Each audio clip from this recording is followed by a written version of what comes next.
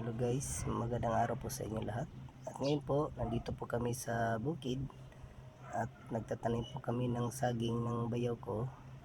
At ngayon po, ituturo po namin sa inyo kung paano po magtanim ng saging para po di na kayo mahirapan pang bumili. At ngayon guys, pag nagtanim ka ng saging, dapat nyo kunin yung mga dahon para po maganda yung kinalabasan ng bunga ng saging. At ngayon guys, pag naghuhukay rin kayo, dapat po katamtaman lang yung hukay para po maganda yung kinalabasan ng saging. Paangkong. At ito guys, naisipan ng bayaw ko na magtanim kami ng halaman para po may palatandaan kami sa aming lupa. At ngayon guys, papunta na po kami sa itaas para po magtanim. At ngayon guys, dandaan lang po kami sa paglakad kasi po madulas talaga yung dinadaanan namin.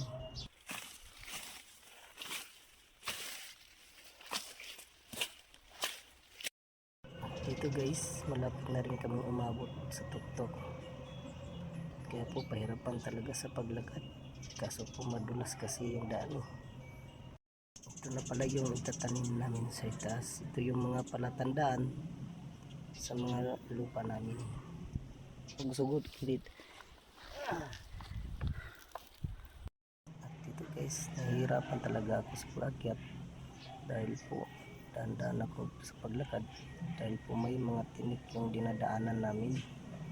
Laki ay kadlo ka na daon sa laki. So wakas guys, nakaabot na rin kami sa tuktok. At ngayon guys, inumpisahan na rin ng bayaw ko na magtanim ng halaman para po may palatandaan kami.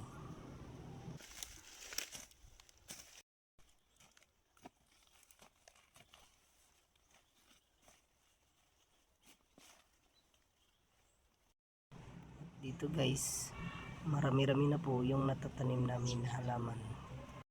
At nagantay na rin ako guys na tapos yung bayaw ko sa pagtanim ng halaman.